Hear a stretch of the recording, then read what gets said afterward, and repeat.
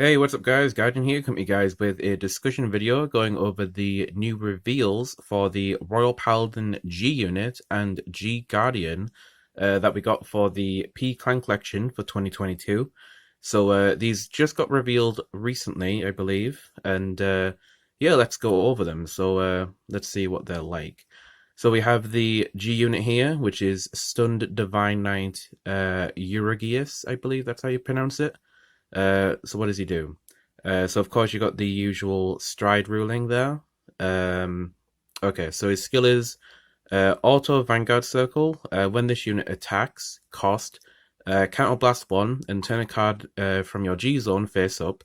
Uh, Draw the same number of cards as the number of your rear guards. Okay. Choose the same number of cards from your hand as the number of cards drawn and call them to rearguard circle. Alright. Well, I can see that working with Dual Knights instantly. And then if you have 5 or more rearguards, get an imaginary gift force. Alright, that's interesting. Yeah, my first instinct is to think that this would be better suited for a Dual Knight deck, because you could, if you have 5 Dual Knights on the field, you draw 5, call 5, but then you also get the benefits of the Dual Knight skills as well when you call over them. So, yeah, it does cost a counterblast, so it is able to be denied. But then at the same time, it's kind of awkward because Dual Knights kind of want to go into Crystal Luster usually, because then you can take the effects of like Salome for the restand, which is really, really strong. And also she requires a counterblast as well, so I don't know. Would there be a scenario where you would go into this instead? Maybe. I don't know. But it's definitely cool though. I suppose with this over Crystal Luster, this can like extend you further with multi attacks than Crystal Luster, but maybe that's a little bit win more because you can kind of set up a decent amount of a multi attacks anyway with like Ashley. I'm not too sure. And also, when you're drawing 5 cards in this, like presumably when you have 5 rear guards, it really depends on what you draw, which will depend on how good your calls are. Unless you already have like a decent plethora of units in your hand already to call.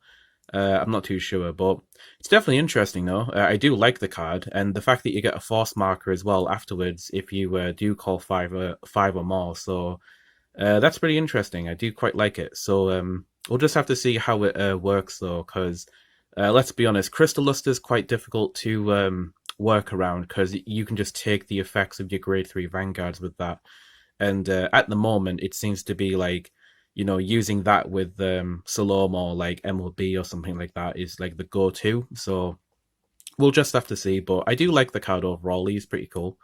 But then we have the G Guardian, which is Faithless Sacred Staff, Morgause, something like that. I'm not too sure. So usual G Guard ruling there, discard a heal. So her effect is auto when this unit is put under the Guardian Circle, choose one of your grade 2 units. Until end of turn, it gets shield plus 10,000 and auto when this unit intercepts, cost counterblast 1 and soul blast 1. Choose one of your units and it cannot be hit until the end of that battle.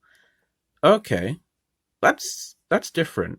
So she herself doesn't get the shield. It has to be a grade 2 unit that gets it. So either you could give it to a grade 2 that you call to the Guardian Circle, which is not too bad. But then the benefit is that if you have a grade 2 to intercept with, you could intercept with it and then give it the effect to basically Perfect Guard.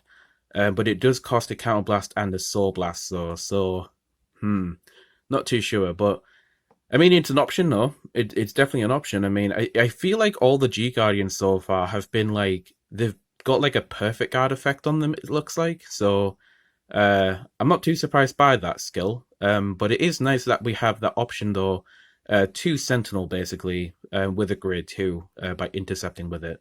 As long as we can pay the cost, that's fine. But yeah, I mean, even if you don't use it for the PG aspect, giving a grade 2 10k shield, I mean, that's pretty good. If you give that to, say, like, a V series grade 2 with 10k shield on it already, that's an extra 20k guard. and then on top of her 15, that would be 35,000. So not too bad, I guess, because I know that with some of the Royal Paladin G guards, they're either restricted to like Blaster or Alfred or Alt Miles. So at least with this one, it's a bit more generic. And I know that Mascal is technically generic as well, but that's like a GB1 flip that you need to do. So at least this one's actually a bit more flexible with most Royal Paladin, deck types. So that's pretty cool. But yeah, pretty satisfying overall. I'm not too comfortable with the Counterblast and Soul Blast cost, but I suppose you could work around it. Royals have plenty of ways to, manipulate their resources in premium, so that's not too bad. But yeah, these reveals are pretty nice. I do really like the artworks in these cards as well. They do look pretty sick. The G unit is very like zoomed in, it looks like, but yeah, he does look cool. But yeah, that's pretty much it. I quite like these cards. It'll be interesting to see how they, adapt into the Royal Paladin decks in premium. We'll just have to see. But yeah, that's going to do it for me. So I hope you guys enjoyed the video, and look forward to when Gold Paladin gets their reveals, because I'll be covering them as well.